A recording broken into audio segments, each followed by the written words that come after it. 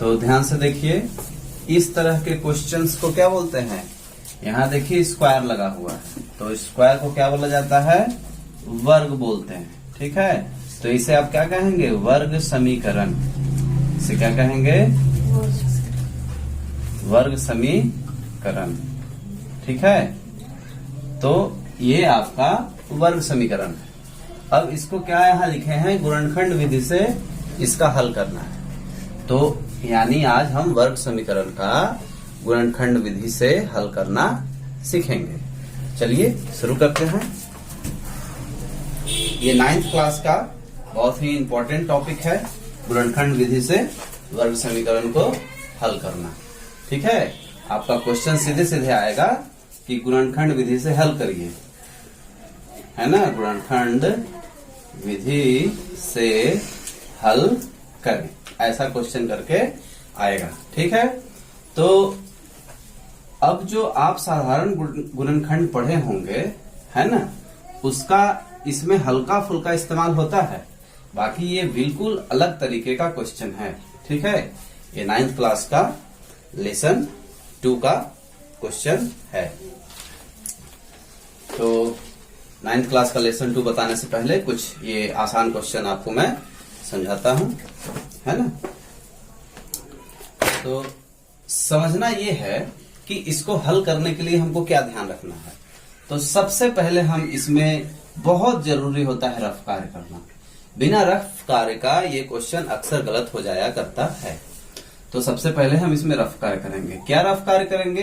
ध्यान से देखिए, इन दोनों का गुणा करेंगे। इन दोनों का सबसे पहले क्या करेंगे? गुणा करेंगे। तो x स्क्वायर का जब 2 के साथ आप गुणा करेंगे तो 2 एकम 2 और x का स्क्वायर हो जाएगा। 2 एकम 2 और x का स्क्वायर हो जाएगा। ठीक है, क्योंकि यहाँ 1 है तो 2 एकम 2 हो जाता है। चलिए, तो अभी रफ कार्य में हमने कर लिया गुणा। अच्छा, अब आपको ये करना है कि जो ये आया इसका दोनों अंकों का गुणा किए ना, इन दोनों का, तो जो आया यही आना चाहिए। इसको 2 पार्ट में करिए और उसका आपस में गुणा करिए। ठीक है, यही आना चाहिए 2 पार्ट में करके और उसका आपस में गुणा करके। और साथ में ये भी ध्यान देना है कि इसका यदि हम 2 पार्ट करते हैं तो उसको प्लस कर दे, यदि, है ना, उसको प्लस कर दे तो यही आना चाहिए। ठीक है, तो ये नियम निकल के आया। क्या नियम निकल के आया?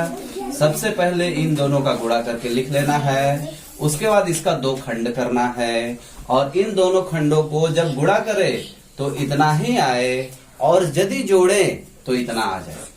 ठीक है, ये नियम है। तो चलिए इसका 2 खंड करिए। तो इसका 2 खंड करेंगे तो क्या होगा? 2x और 1x, 2x और 1x तोड़ दिए, 2 खंड कर दिए।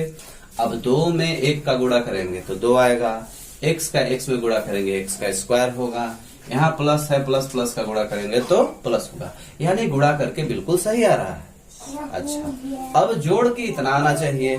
तो 2 में 1 को जोड़ेंगे तो कितना हो जाएगा? 2 1 3 हो जाएगा।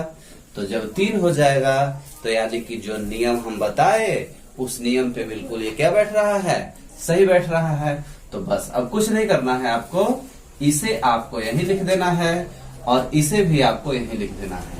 और ये जो तोड़ के लाए हैं इसको कहाँ लिख देना है? इसके बदले लिख देना है। एक लिखने की तो जरूरत होती नहीं है, ये आपका रफ कार्य है। ठीक है, ये हो गया। अब क्या करना है? कुछ नहीं करना है, इसका 2 ग्रुप बना लीजिए। अब इन दोनों के पास ध्यान से देखिएगा तो x है, उस x को बाहर ले लीजिए। ये x स्क्वायर का मतलब 2 x है, तो 1x बाहर निकलेगा तो 1x अंदर रह जाएगा। और ये जो है 2x है तो इसको 2 हम यहाँ लिखेंगे। अच्छा, अब क्या ध्यान देना है? अब आपको ये ध्यान देना है कि जो यहाँ आया है वही चीज यहाँ भी होगा। तो ध्यान से देखिए, सेम टू सेम वही चीज आया है तो बाहर क्या निकलेगा? तो बाहर ऐसे कंडीशन में 1 निकलता है। कैसे? क्योंकि इसके साथ 1 छुपा हुआ है गुणे के रूप में, इसके साथ भी गुणे के रूप में 1 छुपा हुआ है। ठीक है, तो वही एक बाहर निकल के आ गया। अब कुछ नहीं करना है, अब जो एक जैसा आपको दिख रहा है उसको एक ठो ले लीजिए आंसर में, और जो बाहर बाहर निकला है उसको ले लीजिए एक जगह। तो इस तरह से आपका ये क्या हो गया, गुणनखंड विधि से वर्ग समीकरण का, है ना, आंसर आ गया। ठीक है, इसी तरीके से आप अगले क्वेश्चन पे चलिए। 3-4 क्वेश्चन जब करेंगे तो आपका ये कॉन्सेप्ट क्लियर हो जाएगा। तो क्या कॉन्सेप्ट है, इसका सबसे पहले क्या कर लेना है, हमको गुणा कर लेना है और उसे रफ कार्य में लिख लेना है। तो x स्क्वायर का जब 10 में गुणा करेंगे तो 10x हो जाएगा स्क्वायर। क्यों, क्योंकि 10 एकम 10 और x स्क्वायर। ठीक है, गुणा की वीडियो में आपको समझाया होगा कि कैसे गुणा होता है, इस तरह का चर राशियों का गुणा किस तरह से किया जाता है। अब हमको 7 को 2 खंड में तोड़ना है, जोड़ के यही आए और गुणा करके ये आए। ये नियम है, सभी में यही नियम लगेगा। गुणनखंड विधि जो है इसमें यही नियम लगेगा। ठीक है, तो कहने का मतलब ये हुआ कि इसमें थोड़ा सा आपको दिमाग लगाना पड़ेगा कि 7x को 2 खंड में क्या तोड़े कि गुणा करे तो 10 आए और जोड़ दे तो वापिस 7x आ जाए। कभी कभी जोड़ के नहीं आता है तो घटा करके भी आप ला सकते हो, लेकिन अभी हम ये क्वेश्चन जो लिए हैं ये जोड़ करके ही आएगा इन सब में। ठीक है, घटाने वाला क्वेश्चन अगले वीडियो में हम आपको बताएंगे। तो 7 को 2 खंड में तोड़िए, तो कुछ भी आप तोड़ सकते हैं, है ना, जैसे कोई भी 3-4 ले लिए, 3x और 4x, कुछ भी जो मन में आया वही ले लीजिए। 4 में 3 जोड़ देंगे तो 7 आ जाएगा, 4 में 3 का गुणा करेंगे तो क्या आएगा, 4×3 12, यानी कि सही नहीं हम लिए। तो इसको थोड़ा सा चेंज कर लीजिए। क्या कर लीजिए चेंज, इसको 2 कर दीजिए,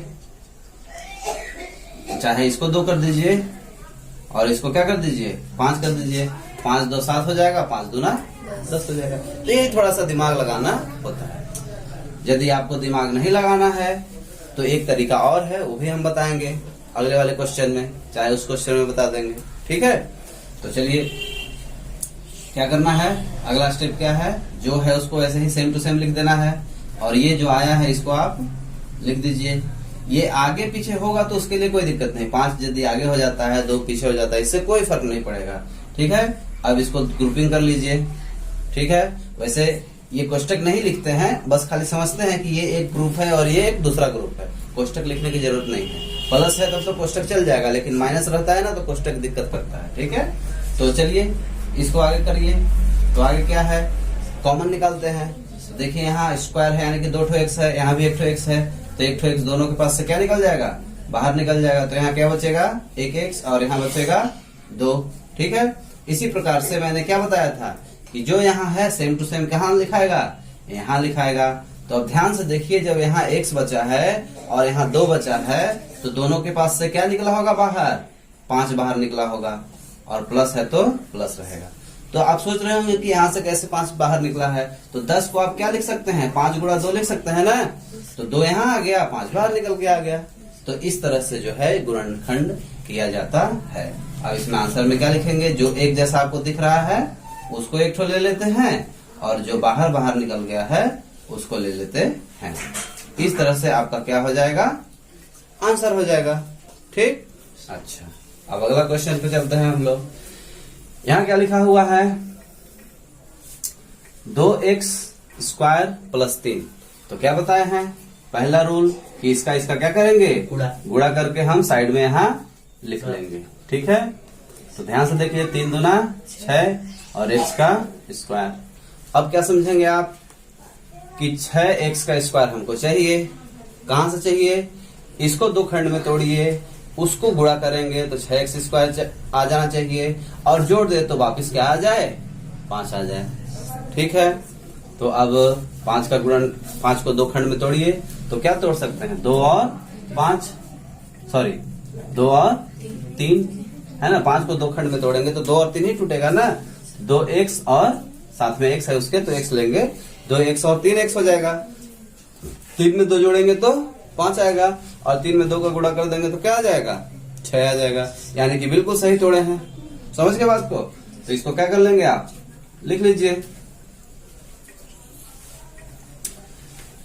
इसको तो सेम टू सेम लिखना है, पहले भी बता दिए हैं। इस चीज को पकड़िए अब यहाँ 2x प्लस 3x हो गया, ये एक ग्रुप बन गया, ये एक ग्रुप बन गया। दोनों के पास से कॉमन निकालना है, ज्यादा से ज्यादा कॉमन निकालना होता है, इसका ध्यान रखेंगे, इसका ध्यान रखेंगे कि ज्यादा से ज्यादा आपको कॉमन निकालना है। तो दोनों में 2x दिख रहा है आपको, दोनों में 2x दिख रहा है आपको, दोनों में 2x आपको दिख रहा है। तो 2x जो है हमारा यहाँ से क्या निकल जाएगा, बाहर निकल जाएगा। अब यहाँ x स्क्वायर है, यानी कि एक x अंदर बच जाएगा। और यहाँ जब सारा चीज निकल गया तो मैंने यहाँ भी बताया था आपको कि जब आपका यहाँ नहीं, सॉरी, जब आपके पास कुछ नहीं बचता है तो साथ में क्या रहता है, गुणे 1 रहता है ना, तो वो लिख देंगे आप यहाँ पे, ठीक है। अब अगला स्टेप क्या कहता है कि जो यहाँ आया वही यहाँ भी होगा, ठीक है। तो अब यहाँ से क्या निकला देखिए ध्यान से, तो 3 दोनों के पास है, 3 का मतलब क्या, 3 गुणे 1, तो 1 यहाँ रह गया और 3 दोनों के पास से कहाँ आ गया, बाहर आ गया आपका, तो प्लस है तो प्लस ही लेंगे। अब अगला स्टेप क्या कहता है, जो एक जैसा आपको दिख रहा है वो एक को आप ले लेंगे और जो बाहर में निकला है उसको एक साथ करके वो भी ले लेंगे। इस तरह से आपका क्या हो जाएगा, आंसर हो जाएगा। इसे आप चेक भी कर सकते हैं, ध्यान से देखिए यहाँ गुणा छुपा हुआ है। इस तरह का गुणा आपको हम बताए थे इसके पहले के वीडियो में। तो गुणा जब हम बताए हैं तो इसका जैसे ही आप गुणा करोगे ना वापिस यही आ जाएगा, तो समझ लेना कि आपका क्या हो गया, सही हो गया, ठीक है। अच्छा, ये 9th क्लास में इस तरह से बनाते हैं। इसी क्वेश्चन को जब आप 10 क्लास में जाएंगे तो वहां थोड़ा सा तरीका यहाँ आगे बदलेगा, वो भी आपको हम बताएंगे बाद में। चलिए अगला क्वेश्चन देखते हैं। यहाँ भी वही तरीका है, 6 और 3 का गुणा कर देंगे तो कितना हो जाएगा, 18 हो जाएगा और एक स्क्वायर रहेगा। अब 9 को 2 खंड में हमको करने नहीं आ रहा है कि क्या होगा, तो बहुत आसान तरीका है, इसका गुणनखंड कर लीजिए, इसका गुणनखंड कर लीजिए। 2 है तो 9 हो जाएगा, 3 तरीका है 9, तो 3 एक हम 3 हो जाएगा, ठीक है। अब देखिए यहाँ गुणनखंड हुआ ना, अब इसी का 2 ग्रुप आप बना सकते हैं। कैसे बना सकते हैं, एक जो है आपका ये ग्रुप बन जाएगा 3 दूना 6, और एक ये अकेला बच गया, यानी कि 6 और 3 क्या बन गया, 6 और 3। दूसरा ग्रुप और बन सकता था आपका, ये 3 तरीका ही 9 और 2, तो 9 और 2 को जोड़ेंगे यदि आप तो 9 तो आएगा नहीं, ठीक है। गुणा करके तो 9 दूना 18 आ जाएगा, लेकिन जोड़ के नहीं आएगा, तो दोनों तरफ से हमको देखना होता है। तो पहला ग्रुप सही है, 3 गुणे 2 तो 6 और यहाँ से 3, यानी कि 6 और 3 निकल के आ रहा है, तो 6x हो जाएगा और यहाँ 3x हो जाएगा। 6 में 3 को जोड़ेंगे तो 9 आएगा, 6 में 3 का गुणा करेंगे तो क्या आ जाएगा, 18x आ जाएगा, जो आपका 18 है। तो ये एक दूसरा ट्रिक हो गया, ठीक है, कि आप इसको तोड़ नहीं पा रहे हो तो यहाँ से तोड़ के आप चेक कर सकते हो, क्योंकि गुणनखंड विधि है तो गुणनखंड हम यूज कर सकते हैं। अब देखिए जो आपका स्टेप है वो क्या कहता है कि जो है उसको सेम टू सेम हमको लिख लेना है, इधर इधर वाला, और 9 के बदले हम क्या लिख लेंगे, 6x लिख लेंगे, और क्या लिख लेंगे, 3x लिख लेंगे। ये एक अलग ग्रुप बन गया और ये एक अलग ग्रुप बन गया। अब दोनों के पास क्या है, ज्यादा से ज्यादा संख्या को बाहर निकालते हैं, तो यहाँ 3 गुणा 2, 3 दूना 6, तो 3, और यहाँ भी 3, तो 3 बाहर निकल गया, और दोनों के पास x है तो x भी बाहर निकल गया, तो यहाँ क्या बचा, 1x बचा, और यहाँ क्या बचेगा, यहाँ 3 निकला तो 2 बचेगा ना। अभी तो बताया कि 3 गुणे 2, 6 का मतलब 3 गुणे 2 होता है। उसके बाद अगला स्टेप क्या कहता है कि यही सेम टू सेम यहाँ भी होगा, ठीक है, तो x + 2 लिख दीजिए। तो ध्यान से देखिए क्या निकला दोनों के पास से, तो 3, 6 का मतलब 3 गुणे 2, तो 3 दोनों के पास से निकल गया, प्लस है तो प्लस रहेगा। इस तरीके से आपका ये एक जैसा जो दिख रहा है उसको एक ठो ले लेते हैं, और जो बाहर निकला है उसको एक ठो ले लेते, मतलब दोनों को एक साथ रख लेते हैं। इस तरह से आपका क्या हो जाएगा, आंसर हो जाएगा।